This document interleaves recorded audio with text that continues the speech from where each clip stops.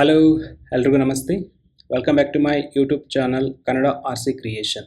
ಇವತ್ತಿನ ವಿಡಿಯೋದಲ್ಲಿ Karnataka housing board announce ಮಾಡಿರ್ತಕ್ಕಂಥ ಒಂದು ಪಬ್ಲಿಕ್ ನೋಟಿಫಿಕೇಷನ್ ಬಗ್ಗೆ ತಿಳಿಸ್ಕೊಡ್ಲಿಕ್ಕೆ ಹೊರಟಿದ್ದೀನಿ.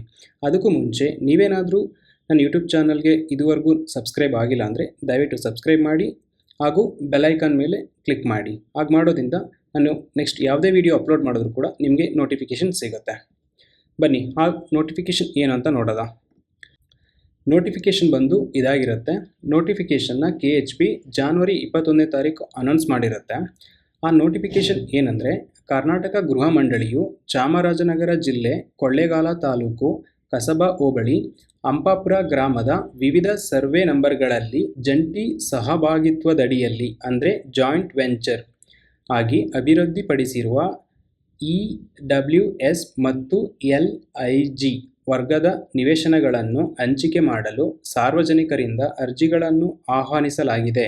ಆಸಕ್ತಿ ಅರ್ಜಿದಾರರು ಈ ಪೇಮೆಂಟ್ ಮೂಲಕ ನೋಂದಣಿ ಶುಲ್ಕ ಮತ್ತು ಆರಂಭಿಕ ಠೇವಣಿ ಹಣವನ್ನು ಪಾವತಿ ಮಾಡಿ ದಿನಾಂಕ 11/3/2025ರಿಂದ ಆನ್ಲೈನ್ ಮೂಲಕ ಅರ್ಜಿ ಸಲ್ಲಿಸಬಹುದಾಗಿದೆ. ಅರ್ಜಿ ಸಲ್ಲಿಸಲು ಕೊನೆಯ ದಿನಾಂಕ 29/3/2025 ಆಗಿರುತ್ತದೆ. ಅಂದರೆ ಮಾರ್ಚ್ 11ನೇ ತಾರೀಕಿಂದ ಮಾರ್ಚ್ 29ನೇ ತಾರೀಕು ತನಕ ಆಸಕ್ತಿ ಇರ್ತಕ್ಕಂಥವ್ರು ಆನ್ಲೈನ್ ಮೂಲಕ ನೋಂದಣಿ ಶುಲ್ಕ ಆರಂಭಿಕ ಠೇವಣಿ ಪೇ ಮಾಡಿ ಅಪ್ಲೈ ಮಾಡ್ಬೋದಾಗಿರುತ್ತೆ. ಇಲ್ಲಿ ಒಂದು ಟೇಬಲ್ ನೋಡ್ಬೋದು. ಈ ಟೇಬಲ್ನಲ್ಲಿ ಡಿಫ್ರೆಂಟ್ ಕ್ಯಾಟಗರಿ ಆಫ್ ಸೈಟ್ಸು ಎಷ್ಟಿದೆ ಹಾಗೂ ನೋಂದಣಿ ಶುಲ್ಕ ಆರಂಭಿಕ ಠೇವಣಿ ಏನು ಅಮೌಂಟ್ ಇರುತ್ತೆ ಮತ್ತು ಚದರ ಅಡಿಗೆ ಚದರ ಮೀಟರ್ಗೆ ಎಷ್ಟು ಅಮೌಂಟ್ ಇದೆ ಅಷ್ಟನ್ನು ಕೂಡ ಇಲ್ಲಿ ಶೋ ಮಾಡಿದ್ದಾರೆ. ಮೊದಲನೇದಾಗಿ EWS ಅಂದರೆ ಎಕನಾಮಿಕ್ ವೀಕರ್ ಸೆಕ್ಷನ್ ಕ್ಯಾಟಗರಿ ಅಂತ. ಆ ಕ್ಯಾಟಗರಿ ಕೆಳಗಡೆ 92 ಸೈಟ್ ಇದೆ. ಜೊತೆಗೆ ನೋಂದಣಿ ಶುಲ್ಕ ಬಂದು 300 ರೂಪೀಸ್ ಇರುತ್ತೆ. ಆರಂಭಿಕ ಠೇವಣಿ ಬಂದು 25,000 ಆಗಿರುತ್ತೆ ಹಾಗೂ 6,458 ರೂಪಾಯಿ ಚದರ ಮೀಟರ್ಗಿರುತ್ತೆ. 600 ರೂಪಾಯಿ ಚದರ ಅಡಿಗಿರುತ್ತೆ. ಎರಡನೇದು LIG ಅಂದರೆ lower income group. Total sites ಬಂದು 68 ಇರುತ್ತೆ LIG ಕೆಳಗಡೆ. ನೋಂದಣಿ ಶುಲ್ಕ ಬಂದು 500, ಆರಂಭಿಕ ಠೇವಣಿ 50,000, ಜೊತೆಗೆ 12,916 ರೂಪಾಯಿ ಚದರ ಮೀಟರ್ಗಿದ್ದರೆ 1,200 ರೂಪಾಯಿ ಚದರ ಅಡಿಗಿರುತ್ತೆ. ನೋಂದಣಿ ಶುಲ್ಕ ಮತ್ತು ಆರಂಭಿಕ ಠೇವಣಿ ಹಣವನ್ನು ಈ ಪೇಮೆಂಟ್ ಮೂಲಕ ಪಾವತಿಸಿ ಅರ್ಜಿ ನೋಂದಣಿ ಮಾಡಿಕೊಳ್ಳಲು ಹಾಗೂ ನಿಯಮ ಮತ್ತು ಷರತ್ತುಗಳ ಪೂರ್ಣ ವಿವರಗಳಿಗಾಗಿ ಮಂಡಳಿಯ ವೆಬ್ಸೈಟ್ ಅನ್ನು ಸಂಪರ್ಕಿಸಬಹುದು. ಅಂದರೆ ಈ ವೆಬ್ಸೈಟ್ಗೆ ವಿಸಿಟ್ ಮಾಡಿ ನೀವು ನೋಟಿಫಿಕೇಷನ್ ಚೆಕ್ ಮಾಡ್ಕೋಬೋದು. ಇನ್ ಕೇಸ್ ಏನಾದರೂ ಇನ್ಫಾರ್ಮೇಷನ್ ಬೇಕು ಅಂದರೂ ಕೂಡ ಚೆಕ್ ಮಾಡ್ಕೋಬೋದು. Next terms and conditions. Apply ಮಾಡಬೇಕು ಅಂದರೆ ಕೆಲವೊಂದು ಟರ್ಮ್ಸ್ ಆ್ಯಂಡ್ ಕಂಡೀಷನ್ಸ್ ಇದೆ. ಅದರಲ್ಲಿ ಮೊದಲನೇದಾಗಿ ಆಯಾ ಪ್ರವರ್ಗವಾರು ಅಡಿಯಲ್ಲಿ ಮೀಸಲಾತಿ ಕೋರಿ ಅರ್ಜಿ ಸಲ್ಲಿಸುವವರು ದಾಖಲೆಗಳನ್ನು ಸಂಬಂಧಿಸಿದ ಪ್ರಾಧಿಕಾರದಿಂದ ಪಡೆದು ಅಪ್ಲೋಡ್ ಮಾಡಬೇಕು. ಎರಡನೇದು ಆರ್ಥಿಕ ದುರ್ಬಲ ವರ್ಗದ ನಿವೇಶನಗಳನ್ನು 50% ರಿಯಾಯಿತಿ ದರದಲ್ಲಿ ಹಂಚಿಕೆ ಮಾಡುತ್ತಿರುವುದರಿಂದ ಆರ್ಥಿಕ ದುರ್ಬಲ ವರ್ಗದ ನಿವೇಶನಗಳಿಗೆ ಅರ್ಜಿ ಸಲ್ಲಿಸುವ ನಗರ ಪ್ರದೇಶದ ಅರ್ಜಿದಾರರು 2 ಲಕ್ಷ ರು ಮತ್ತು ಗ್ರಾಮೀಣ ಪ್ರದೇಶದ ಅರ್ಜಿದಾರರು 1,20,000 ರುಗಳಿಗೆ ವಾರ್ಷಿಕ ವರಮಾನ ಮೀರದಿರುವ ಬಗ್ಗೆ ಸಂಬಂಧಪಟ್ಟ ತಹಸೀಲ್ದಾರರಿಂದ ಆದಾಯ ಪ್ರಮಾಣ ಪತ್ರವನ್ನು ಪಡೆದು ಆನ್ಲೈನ್ ಮೂಲಕ ಅಪ್ಲೋಡ್ ಮಾಡುವುದು. ನಿವೇಶನ ಹಂಚಿಕೆಯಾದಲ್ಲಿ ಆದಾಯ ಪ್ರಮಾಣ ಪತ್ರದ ಮೂಲ ಪ್ರತಿಯನ್ನು ಸಂಬಂಧಿಸಿದ ಮಂಡಳಿಯ ಜಿಲ್ಲಾ ಯೋಜನಾ ಕಚೇರಿಗೆ ಸಲ್ಲಿಸತಕ್ಕದ್ದು. ನೆಕ್ಸ್ಟು ಅರ್ಜಿ ಸಲ್ಲಿಸುವುದಕ್ಕೆ ಮೊದಲು 10 ವರ್ಷಗಳಿಗೆ ಕಡಿಮೆ ಇಲ್ಲದಷ್ಟು ಕಾಲ ಅರ್ಜಿದಾರರು ಕರ್ನಾಟಕ ರಾಜ್ಯ ಸಾಮಾನ್ಯ ನಿವಾಸಿಯಾಗಿರುವುದಕ್ಕೆ ಪ್ರಮಾಣ ಪತ್ರ ಅಪ್ಲೋಡ್ ಮಾಡಬೇಕು.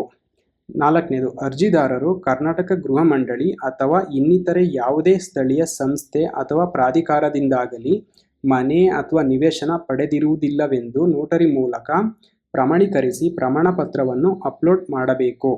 ಐದನೇದು ಸ್ವತ್ತುಗಳನ್ನು ಪ್ರವರ್ಗವಾರು ವಿಂಗಡಿಸಿ ಈ ಲಾಟರಿ ಮೂಲಕ ಹಂಚಿಕೆ ಮಾಡಲಾಗುವುದು.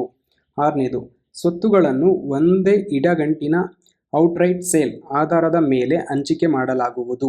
ಅಂದರೆ ನಿಮಗೆ ಒಂದು ಸಲ ಅವರು ಸೇಲ್ ಮಾಡಿದ್ರೆ ನಿಮಗೆ ಫುಲ್ ರೈಟ್ ಸಿಗುತ್ತೆ ಅಂತ.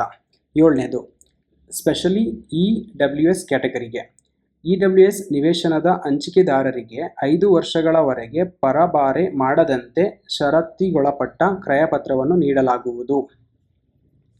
ಎಂಟನೇದು ಹಂಚಿಕೆಯಾಗದ ಅರ್ಜಿದಾರರ ಆರಂಭಿಕ ಠೇವಣಿ ಹಣವನ್ನು ಯಾವುದೇ ಬಡ್ಡಿ ಇಲ್ಲದೆ ಮರುಪಾವತಿ ಮಾಡಲಾಗುವುದು. ನೋಂದಣಿ ಶುಲ್ಕವನ್ನು ಮರುಪಾವತಿ ಮಾಡಲಾಗುವುದಿಲ್ಲ. ಅಂದರೆ ಇನಿಷಿಯಲ್ ಡೆಪಾಸಿಟ್ ಅಮೌಂಟ್ನ ಪೇ ಮಾಡ್ತಾರೆ, ಆದರೆ ರಿಜಿಸ್ಟ್ರೇಷನ್ ಫೀಸ್ನ ಪೇ ಮಾಡಲ್ಲ. ಯಾರಿಗೆ ಅಂದರೆ ಯಾರ್ಯಾರಿಗೆ ಸೈಟ್ ಅಲಾಟ್ ಆಗಿರಲ್ವೋ ಅಂಥವ್ರಿಗೆ ಮಾತ್ರ. ನೆಕ್ಸ್ಟು, ಹಂಚಿಕೆ ನಂತರ ಹಂಚಿಕೆದಾರರ ಕೋರಿಕೆ ಅಥವಾ ನಿಗದಿತ ಸಮಯದಲ್ಲಿ ಹಣ ಸಂದಾಯ ಮಾಡದ ಸಂದರ್ಭದಲ್ಲಿ ಹಂಚಿಕೆಯನ್ನು ರದ್ದುಪಡಿಸಿ ಆರಂಭಿಕ ಠೇವಣಿ ಹಣದಲ್ಲಿ 25% ಹಣವನ್ನು ಮುಟ್ಟುಗೋಲು ಹಾಕಿಕೊಳ್ಳಲಾಗುವುದು. 10ನೇದು, ನಿವೇಶನಗಳ ಹಂಚಿಕೆಯು ಕರ್ನಾಟಕ ಗೃಹ ಮಂಡಳಿ 1973ರ ಹಂಚಿಕೆ ನಿಯಮ ಮತ್ತು ನಿಬಂಧನೆಗಳಿಗೆ ಒಳಪಟ್ಟಿರುತ್ತದೆ. 11ನೇದು, ನೀವೇನಾದರೂ ಹೆಚ್ಚಿನ ಮಾಹಿತಿ ತಿಳ್ಕೊಬೇಕು ಅಂತಂದರೆ ಇಲ್ಲಿ ಕೊಟ್ಟಿರ್ತಕ್ಕಂಥ ನಂಬರ್ಗೆ ಫೋನ್ ಮಾಡಿ ತಿಳ್ಕೊಬೋದು, ಹಾಗೂ ಈ ವೆಬ್ಸೈಟ್ಗೆ ವಿಸಿಟ್ ಮಾಡಿ ಕೂಡ ನೀವು ತಿಳ್ಕೊಬೋದು. ಇದಿಷ್ಟು ಈ ನೋಟಿಫಿಕೇಷನ್ಸ್ ಬಗ್ಗೆ ಆಗಿರುತ್ತೆ. ಅಪ್ಲೈ ಮಾಡ್ತಕ್ಕಂಥವ್ರು ಒಂದು 2 ಟೈಮ್ಸ್ ಈ ನೋಟಿಫಿಕೇಷನ್ಸ್ನ ರೀಡ್ ಮಾಡಿಕೊಂಡು ಅಂಡರ್ಸ್ಟ್ಯಾಂಡಿಂಗ್ ಮಾಡಿಕೊಂಡು ಆಮೇಲೆ ಅಪ್ಲೈ ಮಾಡ್ತಕ್ಕಂಥದ್ದು ಒಳ್ಳೆಯದಾಗಿರುತ್ತೆ.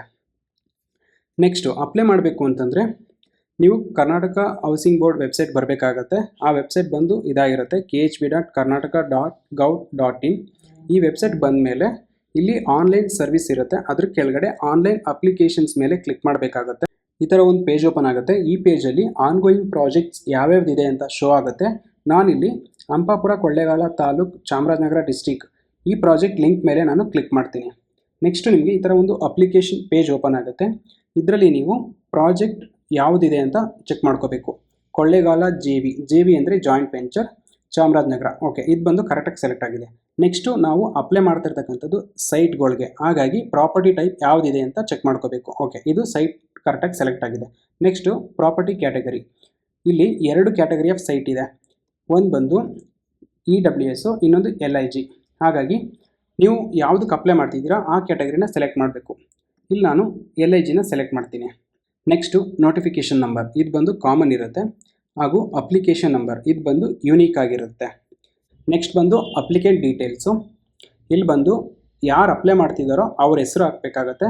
ಜೊತೆಗೆ ಅವ್ರ ಫಾದರ್ ಇದ್ದರೆ ಫಾದರ್ ಹೆಸರು ಅಥವಾ ಹಸ್ಬೆಂಡ್ ಹೆಸರು ಅಥವಾ ವೈಫ್ ನೇಮ್ನ ಮೆನ್ಷನ್ ಮಾಡಬೇಕು. ನೆಕ್ಸ್ಟ್ ಬಂದು applicant gender, date of birth, PAN number, Aadhaar number, annual income ಎಷ್ಟಿದೆ ಅದನ್ನು ಮೆನ್ಷನ್ ಮಾಡಬೇಕು. ಜೊತೆಗೆ ರಿಲಿಜಿಯನ್ನು, ಮತ್ತು ನೀವೇನಾದರೂ ರಿಸರ್ವೇಷನ್ ಕೆಳಗಡೆ ಅಪ್ಲೈ ಮಾಡೋದಾದರೆ ರಿಸರ್ವೇಷನ್ನ ಸೆಲೆಕ್ಟ್ ಮಾಡಬೇಕಾಗುತ್ತೆ. ನೆಕ್ಸ್ಟು ನಂಬರ್ ಆಫ್ ಇಯರ್ಸ್ ರಿಸಿಡಿಂಗ್ ಇನ್ ಕರ್ನಾಟಕ ಅದನ್ನು ಕೂಡ ಮೆನ್ಷನ್ ಮಾಡಬೇಕು. ನಾಮಿನಿ ಮೆನ್ಷನ್ ಮಾಡೋದಾದರೆ ಅವ್ರ ಹೆಸರು ಮೆನ್ಷನ್ ಮಾಡಬೇಕು. ಜೊತೆಗೆ ನಾಮಿನಿ ಜೊತೆ ನಿಮ್ಮ ರಿಲೇಷನ್ಶಿಪ್ ಏನಿರುತ್ತೆ ಅದನ್ನು ಮೆನ್ಷನ್ ಮಾಡಬೇಕು. ನೆಕ್ಸ್ಟ್ ಬಂದು ನಿಮ್ಮ ಅಡ್ರೆಸ್ ಡೀಟೇಲ್ಸು, ಅದಾದಮೇಲೆ ಮೊಬೈಲ್ ನಂಬರು ಮತ್ತು ಇಮೇಲ್ ID ಮೆನ್ಷನ್ ಮಾಡಬೇಕಾಗತ್ತೆ. ನೆಕ್ಸ್ಟ್ ಬಂದು ಬ್ಯಾಂಕ್ ಡೀಟೇಲ್ಸು. ಇಲ್ಲಿ ನೀವು ನೋಡ್ಬೋದು, please provide the correct bank account details for facilitating refund if any. ಅಂದರೆ ನಿಮಗೇನಾದರೂ ಸೈಟ್ ಅಲಾಟ್ಮೆಂಟ್ ಆಗಲಿಲ್ಲ ಅಂತಂದರೆ ನೀವು ಕಟ್ಟಿರ್ತಕ್ಕಂಥ ಇನಿಷಿಯಲ್ ಡೆಪಾಸಿಟ್ ಅಮೌಂಟ್ನ ರೀಫಂಡ್ ಮಾಡಬೇಕು ಅಂದರೆ ಅವ್ರಿಗೆ ನಿಮ್ಮ ಬ್ಯಾಂಕ್ ಡೀಟೇಲ್ಸ್ ಬೇಕಾಗುತ್ತೆ. ಹಾಗಾಗಿ ಈ ಅಪ್ಲಿಕೇಶನ್ ಫಾರ್ಮ್ನ ಫಿಲ್ ಮಾಡೋ ಟೈಮಲ್ಲಿ ಅವರು ಬ್ಯಾಂಕ್ ಡೀಟೇಲ್ಸ್ನ ಕೂಡ ಕಲೆಕ್ಟ್ ಮಾಡ್ಕೋತಾರೆ. ಸೊ ನೀವು ಬಂದು ನಿಮ್ಮದೇ ಬ್ಯಾಂಕ್ ಡೀಟೇಲ್ಸ್ನ ಕರೆಕ್ಟಾಗಿ ಫಿಲ್ ಮಾಡಿ ಅಪ್ಲೋಡ್ ಮಾಡಬೇಕಾಗತ್ತೆ. Next upload documents. ಇಲ್ಲಿ ಬಂದು ಅಪ್ಲಿಕೆಂಟ್ ಫೋಟೋ, ರೀಸೆಂಟ್ ಫೋಟೋನ ಅಪ್ಲೋಡ್ ಮಾಡಿ. ಜೊತೆಗೆ ಸೈಜ್ ಬಂದು <1 MB ಇರಬೇಕು, ಮತ್ತು ಸಪೋರ್ಟಿಂಗ್ ಟೈಪ್ ಬಂದು JPEG ಆಗಿರಬೇಕು ಅಥವಾ PDF ಆಗಿರಬೇಕು. Next affidavit declaration for non allotment. ಅಂದರೆ ಇದುವರೆಗೂ KHP ಕಡೆಯಿಂದ ಅಥವಾ ಬೇರೆ ಸ್ಥಳೀಯ ಸಂಸ್ಥೆಯಿಂದ ನಿಮಗೆ ಮನೆ ಅಥವಾ ಸೈಟ್ ಅಲಾಟ್ಮೆಂಟ್ ಆಗಿಲ್ಲ ಅಂತ ಅಫಿಡಿವಿಟ್ ಮಾಡಿ ಆ ಫಾರ್ಮ್ನ ಅಪ್ಲೋಡ್ ಮಾಡಬೇಕಾಗುತ್ತೆ. ಅಪ್ಲೋಡ್ ಮಾಡ್ತಕ್ಕಂಥ ಫಾರ್ಮ್ ಬಂದು ಇದಾಗಿರುತ್ತೆ. ಸೊ ಇದು ಬಂದು ಅಫಿಡಿವಿಟ್ ಫಾರ್ಮ್ ಆಗಿರುತ್ತೆ. ಇದರಲ್ಲಿ ನಿಮ್ಮ ಡೀಟೇಲ್ಸ್ನ ಮೆನ್ಷನ್ ಮಾಡಬೇಕು. ಜೊತೆಗೆ ನೀವು ಯಾವ ಕ್ಯಾಟಗರಿ ಆಫ್ ಸೈಟ್ಗೆ ಅಪ್ಲೈ ಮಾಡ್ತಿದ್ದೀರಾ ಅದನ್ನು ಮೆನ್ಷನ್ ಮಾಡಬೇಕು, ಮತ್ತು ಆ ಪ್ರಾಜೆಕ್ಟು ಯಾವ ಡಿಸ್ಟಿಕಲ್ಲಿದೆ ಅದನ್ನು ಮೆನ್ಷನ್ ಮಾಡಬೇಕು, ಮತ್ತು ನೋಟಿಫಿಕೇಷನ್ ನಂಬರ್ ಏನಿದೆ ಅದನ್ನು ಮೆನ್ಷನ್ ಮಾಡಬೇಕು. ಸಪೋಸ್ ನೀವೇನಾದರೂ ಇದುವರೆಗೂ ರೆಂಟ್ ಹೌಸಲ್ಲಿದ್ದು ರೆಂಟ್ ಪೇ ಮಾಡ್ತಿದ್ರೆ ಎಷ್ಟು ಅಮೌಂಟ್ ಆಫ್ ರೆಂಟ್ನ ಪೇ ಮಾಡ್ತಿದ್ದೀರಾ ಅದನ್ನು ಮೆನ್ಷನ್ ಮಾಡಬೇಕಾಗತ್ತೆ. ನೆಕ್ಸ್ಟು ಪಾಯಿಂಟ್ 3 to 7 ಕೆಲವೊಂದು ಪಾಯಿಂಟ್ಸ್ ಕೊಟ್ಟಿದ್ದಾರೆ, ಅದನ್ನು ನೀವು ರೀಡ್ ಔಟ್ ಮಾಡಿಕೊಂಡು ನೀವು ಕನ್ಫರ್ಮೇಷನ್ ಕೊಡ್ತಕ್ಕಂಥದ್ದಾಗಿರುತ್ತೆ. ಅದಾದಮೇಲೆ ಡೇಟ್ನ ಮೆನ್ಷನ್ ಮಾಡಬೇಕು. Next signature of the applicant. ಇಲ್ಲಿ ನಿಮ್ಮ ಸಿಗ್ನೇಚರ್ ಹಾಕಿ ಈ ಡಾಕ್ಯುಮೆಂಟ್ನ ಸ್ಕ್ಯಾನ್ ಮಾಡಿ ಅಪ್ಲೋಡ್ ಮಾಡಬೇಕಾಗುತ್ತೆ. ಅಪ್ಲೋಡ್ ಮಾಡ್ತಕ್ಕಂಥದ್ದು ಇಲ್ಲಿ ಬಂದು ನೀವು ಅಪ್ಲೋಡ್ ಮಾಡಬೇಕು. ಆ ಡಾಕ್ಯುಮೆಂಟ್ ಬಂದು <2 MB ಇರಬೇಕು. ಜೊತೆಗೆ JPEG ಅಥವಾ PDF ಫಾರ್ಮೆಟಲ್ಲಿ ಇರಬೇಕು. ಸೊ ನೆಕ್ಸ್ಟ್ ಬಂದು ಅಮೌಂಟ್ ಟು ಬಿ ಪೇಡ್. ಇಲ್ಲಿ ನೀವು ಕ್ಯಾಟಗರಿ ಆಫ್ ಸೈಟ್ಗೆ ಎಷ್ಟು ರಿಜಿಸ್ಟ್ರೇಷನ್ ಫೀಸು ಮತ್ತು ಇನಿಷಿಯಲ್ ಡೆಪಾಸಿಟ್ ಅಮೌಂಟು ಅನ್ನೋದನ್ನ ಇಲ್ಲಿ ಶೋ ಆಗುತ್ತೆ. ಇಲ್ಲಿ ನೀವು LIG ಸೆಲೆಕ್ಟ್ ಮಾಡಿದ್ದೀರಾ, ಹಾಗಾಗಿ ರಿಜಿಸ್ಟ್ರೇಷನ್ ಫೀಸು 500 ಶೋ ಆಗ್ತಿದೆ. ಇನಿಷಿಯಲ್ ಡೆಪಾಸಿಟ್ ಅಮೌಂಟ್ ಬಂದು 50,000 ಶೋ ಆಗ್ತಿದೆ. ಇನ್ ಕೇಸ್ ನೀವೇನಾದರೂ EWS ಸೆಲೆಕ್ಟ್ ಮಾಡಿದ್ರೆ ಆವಾಗ ಅಮೌಂಟ್ ಬಂದು ಬೇರೆ ಇರುತ್ತೆ. ರಿಜಿಸ್ಟ್ರೇಷನ್ ಫೀಸು 300 ಇದೆ, ID ಅಮೌಂಟ್ ಬಂದು 25,000 ಇದೆ, this is for EWS category. ಇಲ್ಲಿ ಕೆಳಗಡೆ ಕೆಲವೊಂದು ಟರ್ಮ್ಸ್ ಆ್ಯಂಡ್ ಕಂಡೀಷನ್ಸ್ ಕೊಟ್ಟಿದ್ದಾರೆ. ಟರ್ಮ್ಸ್ ಆ್ಯಂಡ್ ಕಂಡೀಷನ್ಸ್ ಬಂದು ಆನ್ಲೈನ್ ಪೇಮೆಂಟ್. ನೀವು ಆನ್ಲೈನ್ ಪೇಮೆಂಟ್ ಮಾಡ್ತಿರೋ ಕಾರಣ ಇಲ್ಲಿ ಕೆಲವೊಂದು ಟರ್ಮ್ಸ್ ಆ್ಯಂಡ್ ಕಂಡೀಷನ್ಸ್ ಕೊಟ್ಟಿದ್ದಾರೆ, ಅದನ್ನು ರೀಡ್ ಔಟ್ ಮಾಡಿಕೊಂಡು ಆಮೇಲೆ ಪೇಮೆಂಟ್ ಮಾಡಿ. ಸೊ ಇಲ್ಲಿ ನೀವು ಡೀಟೇಲ್ಸ್ ಎಲ್ಲ ಕರೆಕ್ಟಾಗಿ ಫಿಲ್ ಮಾಡಿದ್ದೀರಾ ಅಂತ ಚೆಕ್ ಮಾಡ್ಕೊಳ್ಳಿ. Like applicant details, bank details, upload documents, amount to be paid details ಎಲ್ಲ ಕರೆಕ್ಟಾಗಿತ್ತು ಅಂತಂದರೆ ರಿಜಿಸ್ಟರ್ ಅನ್ನೋ ಆಪ್ಷನ್ ಮೇಲೆ ಕ್ಲಿಕ್ ಮಾಡಿ. ಅದಾದಮೇಲೆ ಒಂದು ಪೇಜ್ ಓಪನ್ ಆಗುತ್ತೆ. ಆ ಪೇಜಲ್ಲಿ ಪೇಮೆಂಟ್ ಆಪ್ಷನ್ ಬರುತ್ತೆ, ಪೇಮೆಂಟ್ ಮಾಡಬೇಕು. ಆ ಪೇಮೆಂಟ್ ಅಮೌಂಟ್ ಬಂದು registration fees plus ID amount ಅಂದರೆ ಇನಿಷಿಯಲ್ ಡೆಪಾಸಿಟ್ ಅಮೌಂಟ್ ಆಗಿರುತ್ತೆ. ಪೇ ಮಾಡಿದ್ಮೇಲೆ ನಿಮಗೊಂದು ಟ್ರಾನ್ಸಾಕ್ಷನ್ ID ಮತ್ತು ರೆಫರೆನ್ಸ್ ನಂಬರ್ ಬರುತ್ತೆ, ಅದನ್ನು ಸೇಫಾಗಿ ಇಟ್ಕೊಳ್ಳಿ. ಜೊತೆಗೆ ಅಪ್ಲಿಕೇಶನ್ ಅಕ್ನಾಲೇಜ್ಮೆಂಟ್ ಕಾಪಿ ಕೂಡ ಸಿಗುತ್ತೆ, ಅದನ್ನು ಡೌನ್ಲೋಡ್ ಮಾಡ್ಕೊಳ್ಳಿ. ಆ ಕಾಪಿನಲ್ಲಿ ಈ ಅಪ್ಲಿಕೇಶನ್ ನಂಬರ್ ಇರುತ್ತೆ. ಅಪ್ಲಿಕೇಶನ್ ನಂಬರು ಮತ್ತು ಟ್ರಾನ್ಸಾಕ್ಷನ್ ID ಇಷ್ಟು ಕೂಡ ಲೇಟೆಸ್ಟ್ ಸ್ಟೇಜಲ್ಲಿ ಇಂಪಾರ್ಟೆಂಟ್ ಆಗುತ್ತೆ, ಹಾಗಾಗಿ ಸೇಫಾಗಿ ಇಟ್ಕೊಳ್ಳಿ. ಓಕೆ, ಈ ವಿಡಿಯೋನಲ್ಲಿ ನೋಟಿಫಿಕೇಷನ್ ಏನಿದೆ ಹಾಗೂ ನೋಟಿಫಿಕೇಷನ್ ಎಲ್ಲಿ ಚೆಕ್ ಮಾಡಬೇಕು ಮತ್ತು ಅಪ್ಲೈ ಮಾಡಬೇಕು ಅಂದರೆ ಎಲ್ಲಿ ಹೋಗಬೇಕು ಮತ್ತು ಅಪ್ಲಿಕೇಶನ್ ಫಾರ್ಮ್ ಹೇಗಿರುತ್ತೆ ಮತ್ತು ಏನೇನು ಇನ್ಫಾರ್ಮೇಷನ್ನ ಅಪ್ಲಿಕೇಶನ್ ಫಾರ್ಮಲ್ಲಿ ಫಿಲ್ ಮಾಡಬೇಕು, ಜೊತೆಗೆ ಅಫಿಡವಿಟ್ ಫಾರ್ಮ್ ಅಂದರೆ ಏನು, ಅಫಿಡವಿಟ್ ಫಾರ್ಮಲ್ಲಿ ಏನೇನು ಇನ್ಫಾರ್ಮೇಷನ್ನ ಫಿಲ್ ಮಾಡಬೇಕು ಹಾಗೂ ಅಫಿಡವಿಟ್ ಫಾರ್ಮ್ನ ಎಲ್ಲಿ ಅಪ್ಲೋಡ್ ಮಾಡಬೇಕು ಅಷ್ಟನ್ನು ಕೂಡ ತಿಳಿಸ್ಕೊಟ್ಟಿದ್ದೀನಿ. ಹಾಗೂ ಯಾರ್ಯಾರು ಈ ಲೇಔಟಲ್ಲಿ ಅಪ್ಲೈ ಮಾಡಬೇಕು ಅಂತ ಅಂದ್ಕೊಂಡಿದ್ದೀರಾ, ತಡ ಮಾಡದೆ ಬೇಕಾಗಿರ್ತಕ್ಕಂಥ ಡಾಕ್ಯುಮೆಂಟ್ಸ್ನ ರೆಡಿ ಮಾಡಿಕೊಂಡು ಲಾಸ್ಟ್ ಡೇಟ್ಗೂ ಮುಂಚೆನೇ ಅಪ್ಲೈ ಮಾಡಿ. ಅಪ್ಲೈ ಮಾಡ್ತಕ್ಕಂಥ ಎಲ್ರಿಗೂ ಕೂಡ ಆಲ್ ದ ಬೆಸ್ಟ್ ಹೇಳ್ತಾ ಈ ವಿಡಿಯೋನ ಮುಗಿಸ್ತಾ ಇದ್ದೀನಿ. Thank you.